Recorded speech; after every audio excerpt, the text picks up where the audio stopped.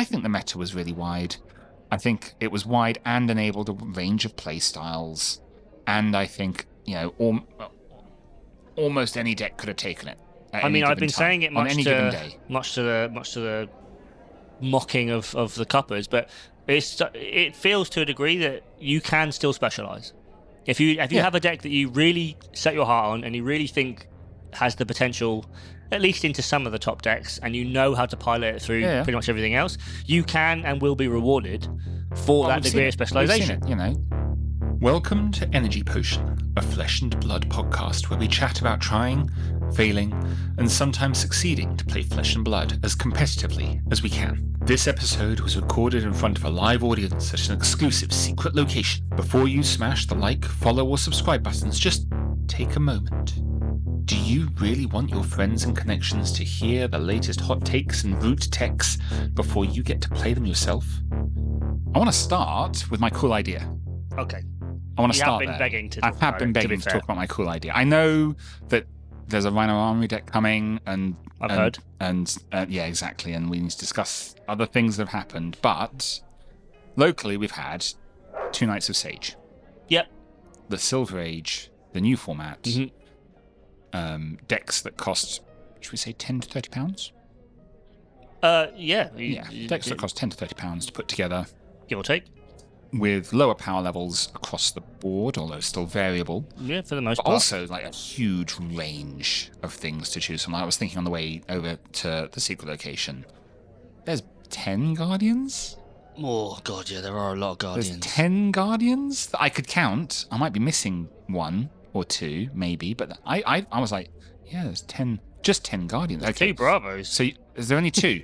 So there's 9 Guardians. Is there not a young Starvo? No, God, no. Thank goodness for that. Right, so there's 2 Bravos, Betsy, Lyeth. Yeah. Okay, then you've got Terra, Yep. Oldhim, Yep. Jarl. Yep. Okay. Well, there's no young Jarl. Oh, there's no young Jarl? No, that would also be busted. Fine. But you've also got Yoji. Do you have Yoji? So we're up to 7. I was close. Who have I missed? Pleiades. 8. Victor. 9. Yeah. There's 9 Guardians, just in Guardians. I feel like there's another one as well. I feel like there is another one. There might be. But anyway. Did we say Valda? No. So that's 10. Valda's a good one. 10 Guardians. Like a really good one. 10 Guardians. So there are 10 Guardians, just not the 10 I thought. Yeah. But, hey, maths is maths. So there's 10, just Guardians. There's 10. So this is a great format if you love Guardians. But it means that there's like so much opportunity to build all sorts of different heroes, play all sorts of different heroes. And I think Sage has huge potential as this gateway format. Look, if a deck is £10 to £30, there'll be plenty of people who put together a bunch of decks. And that's £10 to £30 fresh, right? People have got bulk kicking around. I've heard. Locally, we have the archives, that magical store of cards that people didn't want. Never ending, yeah. Now want back. Yes, isn't that ironic? Sorted and organised, please, by playset. So you've got all... So it's an entry point. It's an entry point game format. First and foremost, yes. But it has potential competitively because it does cool stuff. And it's still flesh and blood, right? At the end of the day, which is, as the Germans have agreed, a game of skill. Exactly, it's a game of skill. It's a game of skill. And also, LSS have doubled down on it, and they are hosting competitive events for it. There's talk of it maybe being one of the competitive formats for RTN Skirmish going forward. Like, it's a format they're going to support. Yes. So we'll come to that spot in a second. However, it's got a couple of teething issues that are upsetting a few members of chat. Well, yeah. And I'm looking at that, and I'm like, these are reasonable things. The first is, do you know what, they've not, I don't think they've printed a set with Sage so much in mind yet. And so the card pool is good, but could do with a little bit of tweaking, balancing, maybe giving some people some lower powered tools, but tools with so many decks out there, tools to handle anything if you choose to include it in your list. Is where we kind of like to see it, I think, develop to is, look, your deck can be built to all sorts of extremes and abilities. You get to choose your deck build, but you've got the available tools to build it so that it can handle most things in the format, if not have a plan into everything. I mean, but no one deck is going to have a plan into everything in the format. Exactly. Take your pick. Right? that's the point. Pick your poison, but you have poisons available. Yeah. I mean, the first and foremost, they have already said that Pen is going to be designed with Sage in mind. Exactly. So, and there's a bunch of great news for you, John. And there's a bunch of precons coming out to support each hero as well. Exactly. So I think that problem is going to be very short-lived. I'm not even sure it's much of a problem. I think we're still very much in the experimental Wild West phase as well. I mean, the metagame is in its infancy. Exactly. So but I think that's, they have already said they're solving this. Solving is a strong word, but supporting the community in having those choices for their range of heroes they'll be able to play. It's the second problem that interests me.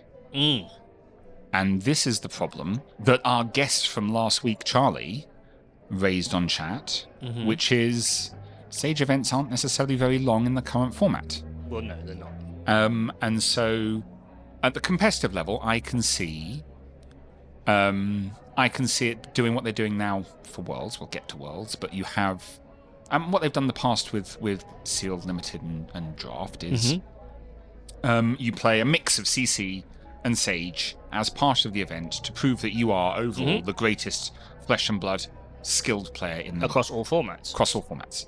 And that works at higher end competitive events where people will bring a CC and a Sage deck, but it doesn't work for a local event where you want Sage to be a gateway option, because there's no point having a gateway option where somebody can only play half the rounds, for example. So you need a local level event format where Sage is an event, a good night out, not an hour, now what do we do? Well, yeah. So that's the problem I've been mulling. Well, there's one immediate answer, John. Go on. More players. More players? If we simply had 50 players turn up for Sage, we get an entire evening's worth of fun. But we are, as we keep saying, one of the biggest flesh and blood communities in the UK. We've got over 50 people in chat. We get over 20-person armories regularly. Not all the time, but regularly. Yeah, relatively regularly. How many people turned up for Sage, this exciting new format, at the last event? Last night was 6. Yeah. So, which isn't great. More players, I feel, is outside of the control of anyone to do.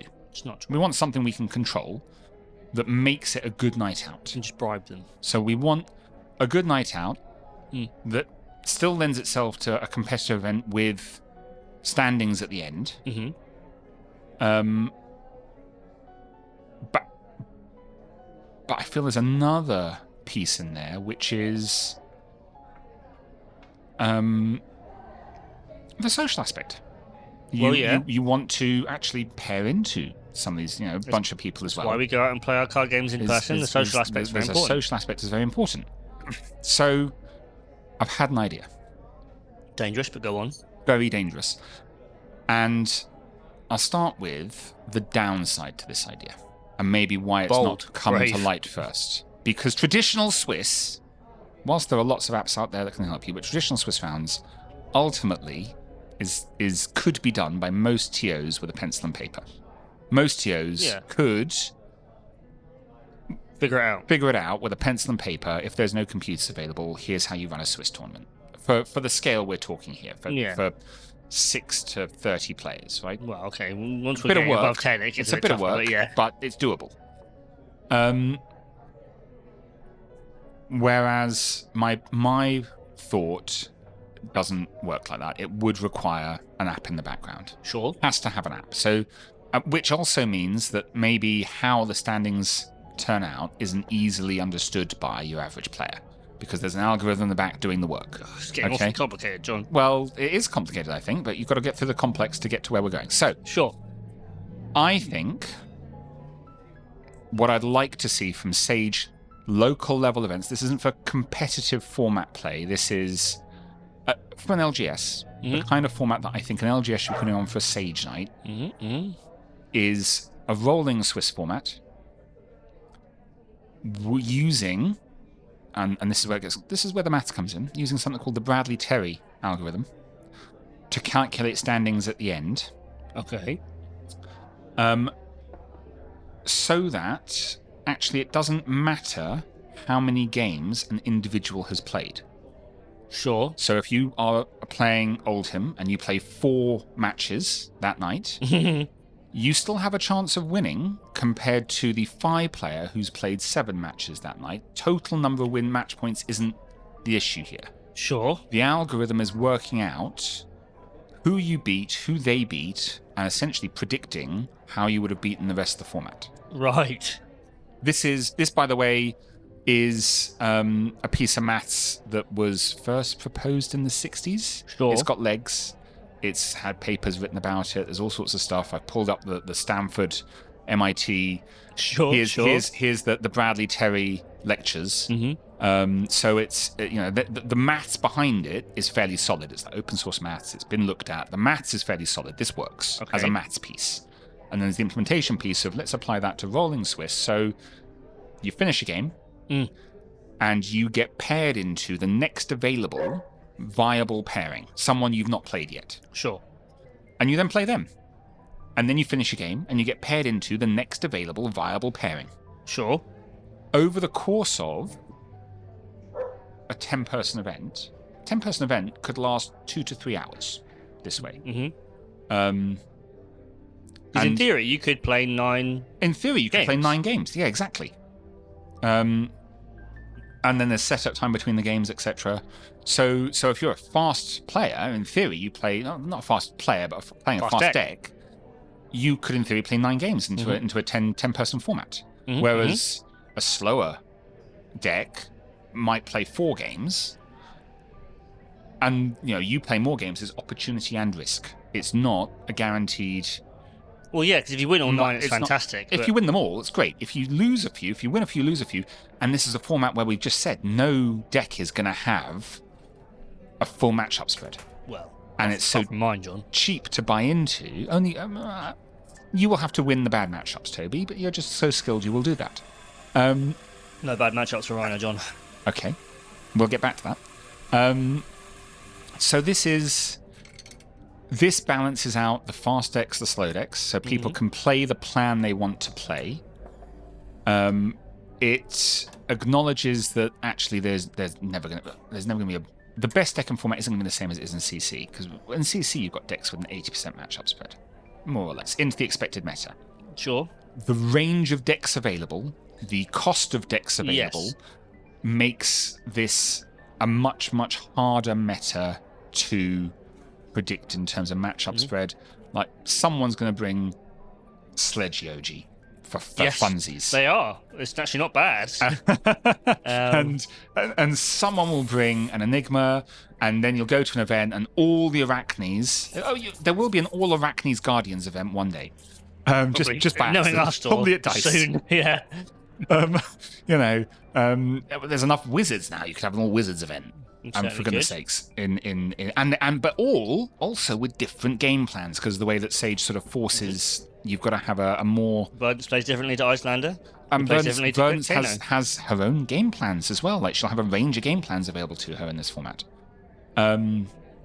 So that's kind of the outline proposal. Is actually it's Rolling Swiss. You can sort of set a time limit. You say the tournament finishes in 3 hours.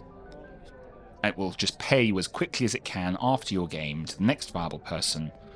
And so you might have a bit of hanging around, but you do that anyway if you're playing a speedy. There's nothing saying you can't just pop downstairs, grab something to eat, grab a glizzy, grab a beer. Precisely. You can set sort of rules around how quickly you've got to start next round. On pairing, start within 10 minutes, or it's a loss, etc., etc., etc. All this stuff can be worked out. Hammered out, yeah. The trick is the algorithm in the background that says, hey, you know what? You couldn't work me out on paper. Trust me, I've had a look. You could not work this out on paper. But not even Eugene, with brute maths behind him, could work this out on paper. Powered by brute maths. But at the end of the tournament, you've got reliable standings for you may have played the 4 worst people in the room randomly, but it will work out that you beat them. Hopefully, unless you played, or maybe they had a, if they beat you, they weren't the worst players in the room. You Evidently, were. I was, yeah. So, but also you may have, so there is a bit of gem luck. There's still a bit of gem luck. There's always been a bit of gem luck, but you do get a full evening of entertainment. You get to pair rapidly. You get rapid gameplay, so you don't actually get long hanging around. You pair into as many people as your deck plays the speed of, which means you're okay, fine. You're playing a slower, fatiguier game plan. You get all this going. This is in the back of my head is the LGS format of choice for something like Sage, that more entry level space. Yeah, because one of the key issues with it that we've seen so far from locals is an issue that we had with Blitz as well, which is that the games are fast, and that is both a good point and a negative point, because the games are fast. You can grind through as many of them as you want.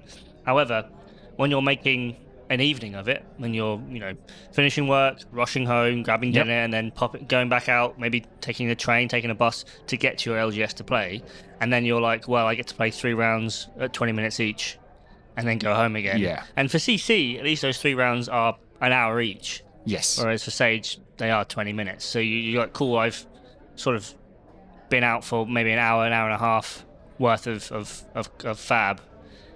And now I'm kind of like still waiting for my other hour and a half that I usually get. Yeah. And from CC. And it's better than the other pros I've seen us do it as best of 3. Yeah. Best of 3 with 3 different decks no longer is an entry format though, because now you've got 3 decks to buy and maintain and manage and learn. Yes. That's not entry. Whilst that still is, I think budget goes, for a lot of people. It's a lot harder of a sell to a newer player to be like, cool, not only do I need you to buy this new deck, but I need to buy 3 of them. Yeah. And I need you to know how to play all of them. But the entire swathe of metagame. You can buy a deck, you can learn one deck, you can play one deck, you can have an entire evening of entertainment in a competitive environment where prizing is on the line. And the prizing is standings are allocated reliably, or at least reasonably. And you've played a lot, for your time. Get your money's worth, which is what card game players are all about. Card game, min-maxing your money's worth, exactly. So that's where my head's gone. I'm sold. Okay. The issue is, how do we make it integrate with Gem? That can be LSS's problem. I might put something together as an MVP for us to use locally. Yeah, I mean, but again, in London. Yep. For the world premiere of the new set, what are you going to present to Jimmy? A repo with the code that does it all that he can add to Gem. Okay. And who should we actually present it to? Alex. Probably. Yeah. Well, I do like the idea. With some anecdotal backup of we've been trying this way of running the event locally. And you know what? Maybe in the field it doesn't work. Maybe people really hate it. Anyway, that's my because I think it's worth a shot. I think it's a really cool format for so many reasons. I'm also very proud of the Cuppers for taking the position they've taken, by the way, of being content creators of choice for this format. If this is the gateway format into Flesh and Blood, and you are the content creator of choice for the gateway format and doing content around other formats as well, guess which content creator people come across first when they join the game of Flesh and Blood? It is was quite that intentional? I'd like to think. I'd like to think so. Kyle's quite. I was going to say it was definitely Kyle's idea. Definitely Kyle's idea. But then obviously Callum just loves the format too, so it might just be that Callum was like, I want to play games of Sage. And maybe they got lucky, but I think it's a brilliant positioning move for them. And it is. And again, if it was an entry level format and one that I didn't overly vibe with as much, I'd be a lot less enthused. But it is fun. I'm enjoying playing heroes that I don't get as much chance to play in CC, and heroes that I do get a chance to play in CC, and just playing them in like a lower power format and playing some cards that maybe they don't usually get to see the light of day is very enjoyable, and I very much really do want to push it locally and have it be pushed locally in multiple other places as well. I'd love to see it flourish. As a fab card, by the way. But again, as we were saying at the start, we have been struggling to get it off the ground. Which is always, there's always teething issues. I'm not worried so much about that because I think there's card issues, deck issues, lack of materials issues. There's no Metalist at the moment. There's so much still missing. I need to start from writing the format. articles. I need to open a website, John. Yeah, I think a website full of articles on. I think even micro deck text little articles with sideboard guides and things like that sort of thing. Go far. Right now would go a long way, Toby. I mean, I think there's already a few YouTubers looking to capitalise on the space and doing quite well. But again, until we see it in a competitive format properly, until we see a skirmish season or an RTN season where you need to bring your best, strongest Sage deck, but when I was getting into the game, I didn't necessarily want a YouTube video deck tech at the highest end. What I wanted was an article, something to read on the train, or something to read on the train, explaining to me, here's the hero, here's the archetype, here's how it kind of works, here's this particular deck's plan, acknowledging here are some other plans that exist, here's a list. There's a sideboard guide. And a sideboard guide. And it's not even having much of a sideboard guide, right? You can get away at that point with here's an aggro list, a fatigue list, a mid-range, and you don't need a list per hero necessarily. Maybe a few notes on maybe class, yeah. But you go from there and treat that as a sort of entry learning point. Yeah, I think the format right now has so much potential. Yeah. And I am very much looking forward to seeing how it plays out. And your idea. I'll see what I can do. I mean, it's something that I can definitely put into place for a future Monday night. I'm looking at it as if I can get an app working on one device, 'cause connecting devices becomes back end. You just get it running on your laptop or something. But running on someone's phone or a laptop or something, yeah. And there's a TO looking at you who okay, so everyone then they don't use gem, they report to you, they're blah. And at the end of the night I can just put all the names into gem anyway and just say we ran this event. Yeah, exactly. And ran it's just a Royal Rumble essentially. And so we stay in good standing with LSS, but also see how an event like this treats people. I don't know. This is the thing, it's one of the key things that it is very important to, if an event is doing well and getting lots of players, we do want LSS to know about it. Yes, exactly. So they do more stuff for it. But even with a 6-person event, at that point, this format means that everyone plays 5 rounds, which is still nearly 2 hours of play. 2 hours of play with breaks. Which at least is more of a thing. That's my... It's a good idea. Okay. I'll see what I can do. Make it happen. Get coding. Back to CC, though. Which is still my favourite format. Well, yeah, it's hard for it not to be. Do we want to talk about some of the exciting stuff that I'm seeing off the back of the PQ season? Like, I think some cool stuff happened back of PQ season. Have you got the results? Oh, the data. The data. I can get the data. We love some data. Before we discuss the data, we can discuss an event that happened at the weekend, if you'd like, in Edinburgh, perhaps. There was an event in Edinburgh? Oh, God! There was, It wasn't even my list of things to talk about, Toby. One that we did almost go to, but we didn't. How was the Edinburgh Battle hardened? Do you know? Do you know who went? We do. We know a sizable contingent of the cuppers went, and some of them did rather well. Some of them did less well, but that's fine. We've all been there. Fine. We've all been there. Some of us more often than others. Well, must be nice. But yeah, I know that Finley, I think, finished on 5-2 on Marlin. Nice. Came very close to clinching a top 8 spot. Yep. Ryan went 6-1 in the Swiss. Ooh. Did clinch a top 8 spot. On Syndra. Amazing. So decided to relinquish Verdance for one night and maybe one night only. Syndra. Yep. And was like, yep, that boy, he loves Ronin Renegade. He really does. and evidently Ronin Renegade loves him back. Draconic going to get you all eventually. No, he did very, very well, incredibly well. Unfortunately, made it to the quarters and no further. But again, an incredible result. He made it to the quarters of Battle Hunt. That's exactly. It's huge. His definitely name and deck list on the website. I mean, crazy. When we get round to it, that Cuppers tier list that we're going to do is going to be... It's going to be tough. Difficult. It's going to be really difficult. But no, so a fantastic showing by the locals. A tournament, I think, ultimately that was won by Syndra. Yeah. And then there was also that evening, by virtue of time zones, Battle-hardened Rochester. Any interesting decks being played there? Rochester, America, not Rochester, Kent. Otherwise he would have went. The finals ended up being Syndra versus Rhinar. So... But you notice I did mention the finals. And the finals. Ultimately the winner. The winner. Which kind of gives you a clue as to what happened. Fine. But... But again, well, part of the reason... How did Rhinar get into the finals of Battle Hardened? Because it was Eugene. In this format. Eugene was 6-0 in the Swiss at one point. And Mansant, who ended up sort of doing a guerrilla streaming of the top 8, said, I wasn't going to stream it at all. And then Eugene messaged me saying, I'm 6-0 in the Swiss. And so drove an hour with like a GoPro and a setup to stream the top 8. And that is the love that Brute players have for exactly. Brute. And proceeded to stream Eugene being down 20 points against RKO and ripping what I can only describe as a triple blood rush out of his behind to push lethal into a pairing into Jarl, where naturally you'd expect Rhinar to prey on Jarl a little bit, but even then that got pretty close. And then a finals against Syndra where turn 1 going first, he played a pulping, drew and discarded a Beast Within off the top, banished his Eye of Ophidia, Jesus, and then a second Beast Within, before resolving a second pulping, drawing and discarding a Beast Within, banishing not 1 but 2 of his blood rushes. And listen to and so Eugene finished going first on 34.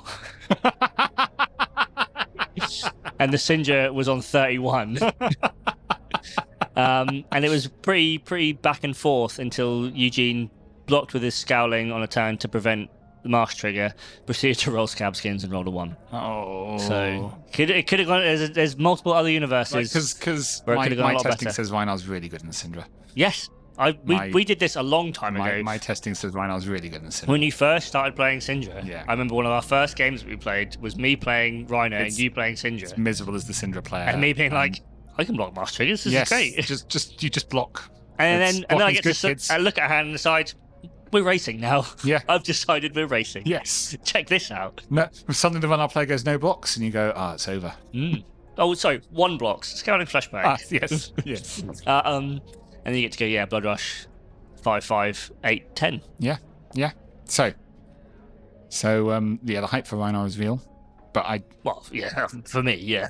So why are we so hyped on Rhinar then? Let's do that bit. Because right now he is solid, he's fine, he's strong. You don't have to necessarily even be Eugene to do well with him. But he is soon... How soon? Getting a small injection. How soon? It's going to be, I believe, this Saturday. This weekend? Not this Friday, because then it would be legal for Worlds, but it's this Saturday. This Saturday? Distinctly illegal for Worlds, but is legal for the Calling and the Battle Hardened on that weekend. Ooh. So we'll get something. Might be relevant. Yep.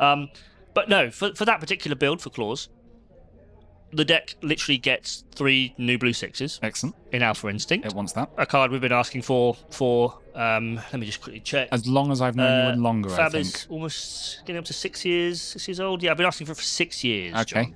John. And we got it. Yep. And it blocked 0. Good. And that's fine by me. Okay. Yep. Because it adds just 3 more 6s to your overall deck. Obviously, you're taking 3 misses out. It means your chances of drawing and hitting those draw discards on Wild Ride, Pulping, Bare Fangs goes up. Yep. And that, just across the board, is giving you just a percentage increase in consistency of the deck. This has been my problem practicing with Rhinar, Toby, is... Missing. I play a Wild Ride, and I've held the hand, so I can send a second attack after it. I play the Wild Ride, and off the top comes... Yep. Not a 6.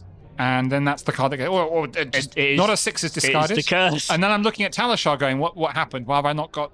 Oh, wait, yeah, there's not a 6 I drew in the and discard. discarded my Smashback Elhorn or my something Barrage ridiculous, and now I don't have go again, now, and that's it. That will still happen. Right. But there will be more times where you do draw and discard the Alpha Instinct, and you go, whew, that was close. There will also be plenty of times where you draw the Alpha Instinct and you discard a different card, and then you get to go Claw Finisher. Oh yeah, which is really, really good. And like one of the big reasons to play Rhinar over KO is that extension of your power turns, because you do have 2 hands. Yep. So in the Claws build, while it still lasts, we get to add 3 more blues and be quite content. And honestly, that's probably the value of the deck in itself, is you get those. Now, the newer build, which is to say the older build, the club build, gets essentially the rest of the deck to use. Probably still keeps the blues, I'll be honest, because they are still blue 6s, and they do have beat chest synergy. But the whole thing about the Armoury deck is beat chest, this mechanic from Heavy that lets you choose a card to discard with 6 or more power as part of resolution. And then, because you've discarded a 6, Rhinar gets to Intimidate. There are loads of cards that say, if you discard this card at random, do X. They don't qualify. But there are still loads of cards that say, if you discard me for the cost of an attack or something like Massacre, Beast Within, something like Sea Legs. Yes. All fantastic options that you want to discard and are in your deck to be discarded. Place that Sea Legs. Okay. You now get to choose to discard them. So, Club really benefits from that. Because you get to, on any given turn, look at a 4, maybe 5 card grip and decide, I'm going to intimidate you 4 times and push a lot of damage. Very good. It essentially breathes new life into cards like Massacre and Show No Mercy, cards that fundamentally were kind of like a little bit flawed, and it was quite hard to get them online and working as you want them to by virtue of being 3 costs. But now you've kind of got Intimidate on a stick in this new card, Smell Fear, being a 0 cost beat chest card. You get to go cool. Intimidate twice. You get to Intimidate twice. It has the key text of cost 0, beat chest, so you can, as additional cost, discard a card with 6 or more power. And then it says, if you beat chest, Intimidate. And also, if you've intimidated twice or more this turn, the next brute attack you attack with this turn, so it works on club, gets +3 for the yellow and +2 for the blue. And obviously, you're Rhinar, so you've discarded a 6, you're getting Intimidate from that anyway. Yes, so you're double intimidating. It's a 0 cost that intimidates twice and gives +3 for the cost of a card. Oh, exactly. So for the yellow, it is a 2 card, quote unquote, +3, which is bad. However, you also get 2 intimidates, which is good. In theory, it's -6. Right. You have to also look that when it comes to club, by virtue of you having discarded a 6, Romping Club gains +1 for the turn. Right. So anything that's... So the 0 for 3 is actually a 0 for 4. So it's a 3-card 10 so far? Yeah, and when you put it all together like that, Yep. then the numbers start looking a bit better. Yeah. Bonebreaker Bellow also technically had this maths where if you have a blue and a Bonebreaker Bellow and a 6 to discard, you're pitching a blue to the 1-cost Bonebreaker Bellow, discarding a 6, ideally one that you want to discard, something like Beast Within, something like Sea Legs. And you're getting the +5 from Bonebreaker, and then you're throwing that onto the club. So that's just 3-card 10. Right. But that's depending on how much you quantify Intimidate as being useful and stuff. Yeah. The kicker is now you have more of a chance of setting up these bigger hands where you get to go, cool, not only am I intimidating you 3 times, but then I'm going to finish with a Show No Mercy, which also has Intimidate. Right. And gains +3 if you've got no cards in hand. So suddenly, I'm converting my hand for a decent number, so I'm converting 4 cards for 16 damage, which is, the going rate. But also I'm saying you don't get to block it. You don't get to, Which suddenly means it's actually quite good. Because whilst there are a lot of decks, like Syndra, that weren't going to block anyway, and can convert their 4-card hands. They do in the end game. That's exactly, and we'll get to that, a way to finish a game against a Syndra.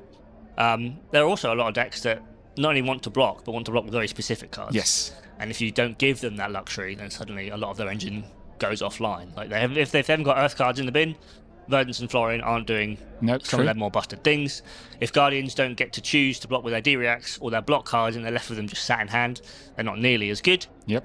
And this is obviously from a deck that doesn't need to play Wild Ride, Pulping, Bare Fangs, doesn't need to play these draw these cards at random. You are choosing the cards you discard.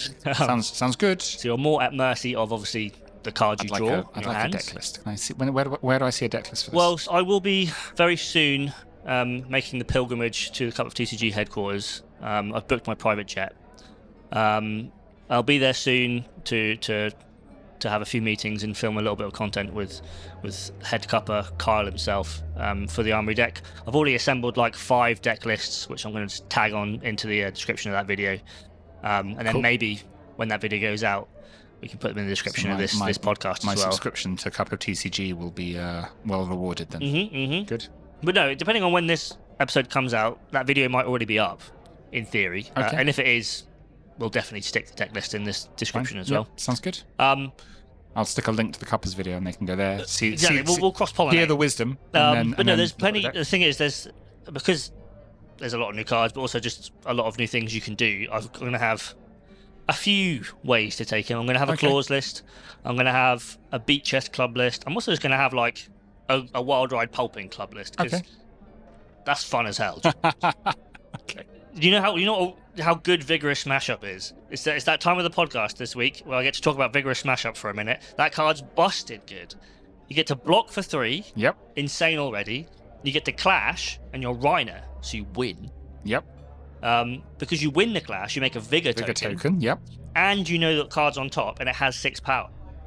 That's so true. now, you get to pitch a blue to your Wild Ride, draw and discard a card at random, but you know it's a 6, so it gets discarded. You get to Intimidate, because you're Rhinar. And guess what? Because of your Vigor token, you've got 2 resources floating, and a club on board. Oh. And you discarded a 6. It's a club for 4. Club for 5. 5? Goes up to 5. It's +1. So Wild Ride for 6 and the club for 5. So you've blocked 3, sent 11. Yeah. And apparently you can probably block with the other card you had in hand as well. Oh, yeah, of course. So Wild Ride and a blue becomes a 2-card 11.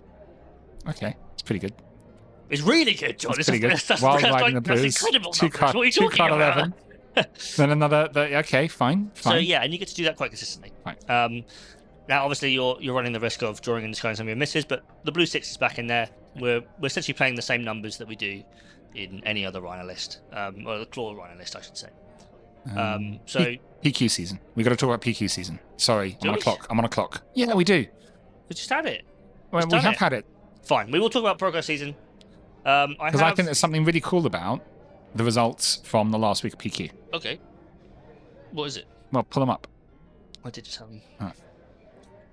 So, who's the... No, that's the overall result. I want from the last week first. Literally from the last week. Okay, from the last week. Who's the top deck? Oh, I don't want to say that. Go on. It's Gravy Bones. Gravy Bones is the top deck. Who's next? After Gravy Bones, it's Sindra Drakai Retribution. And then in third place, these are all on 7 wins, by the way. Yep. Is Arachne Marionette. It's Arachne Marionette. Mm-hmm. So, what we saw in that 5th week of PQ is actually quite a dramatic shift in the meta, because Syndra's gone from 20 wins to 9 wins. Down to 7 wins. Down to 7 wins. You've suddenly got Gravy and Arachne Marionette up there. Mm-hmm. My big question is that because people who won didn't get to continue playing? Like, did that have... If that was the case, then Gravy wouldn't have won 7.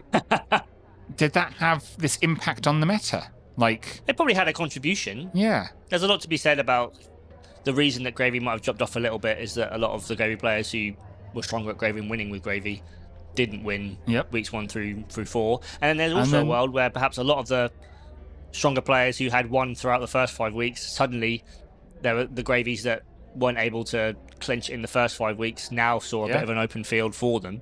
But then you've also got a deck like Marionette making a breakout, a deck that has been on a few players' radars, same as something like Kasai, a deck that can just quote-unquote race Syndra to a degree, and with the right sideboard stuff can punch through Verdance too.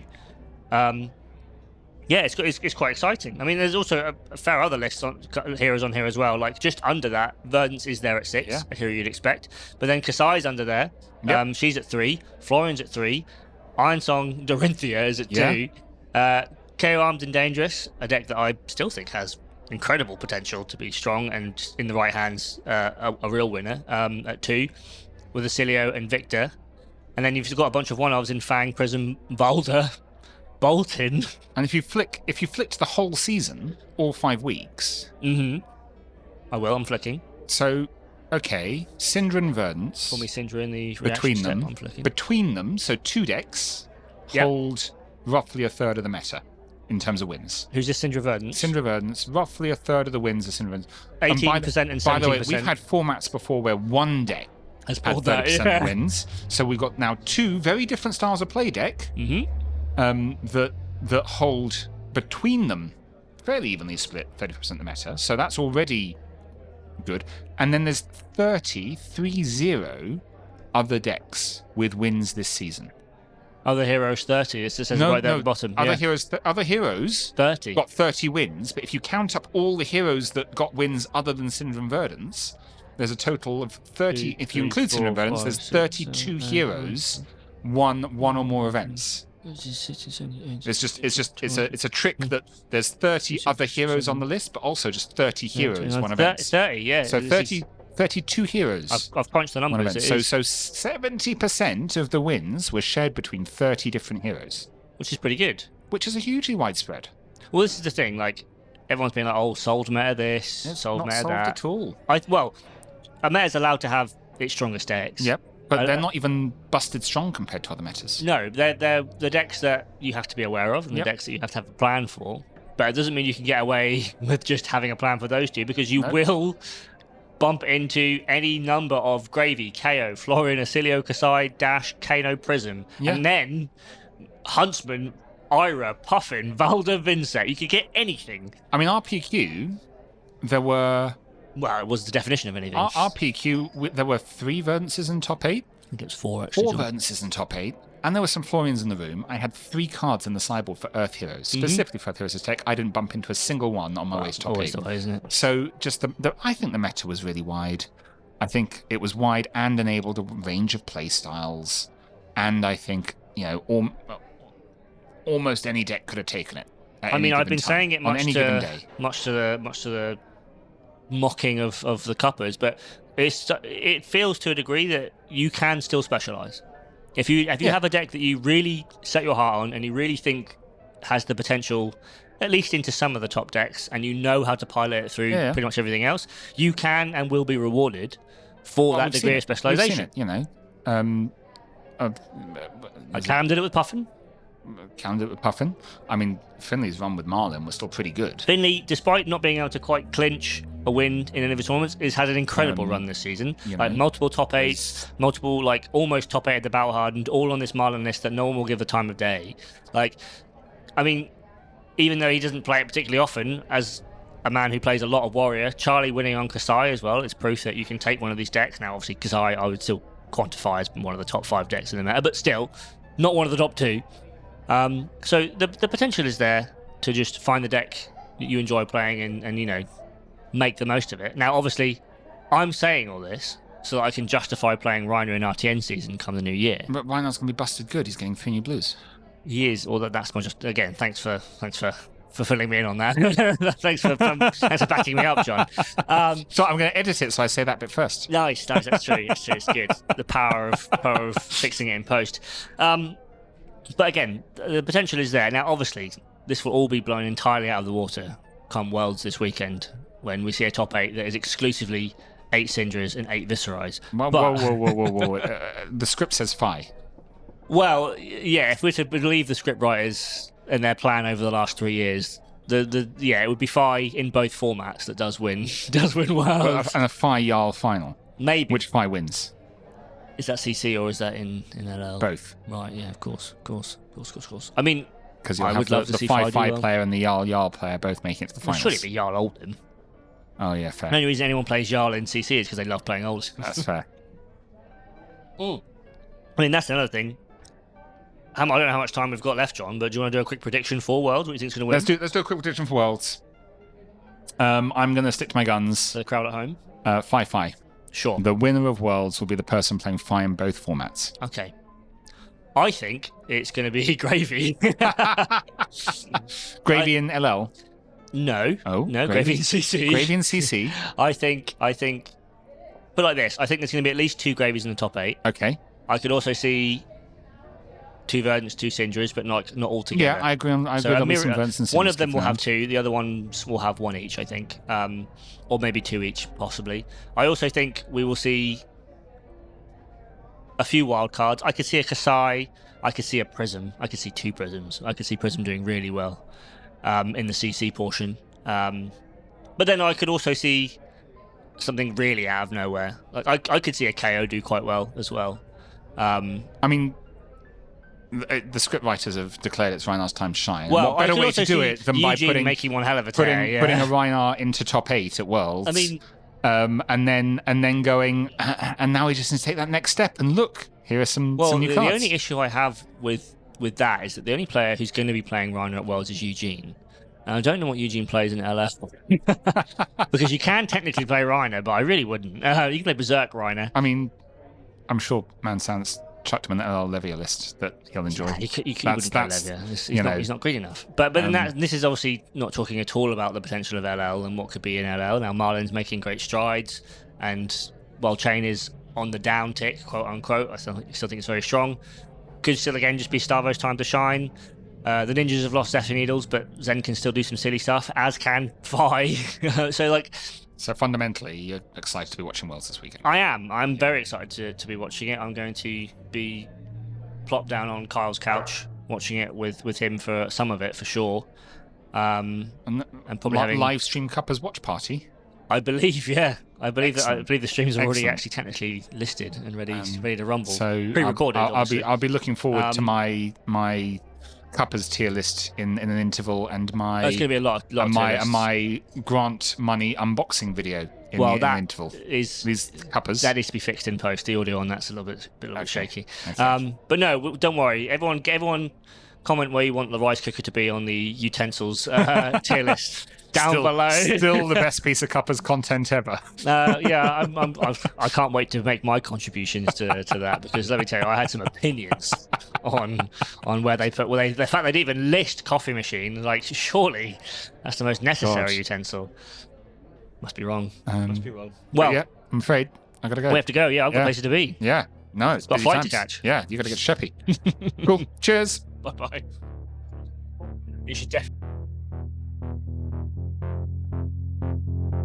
Thank you very much for listening to this episode of Energy Potion, a Flesh and Blood podcast. If you liked it, please consider subscribing for more. If you disagree with any of these opinions, please let us know in the comments, and we'll either defend them robustly or completely cave and agree with you.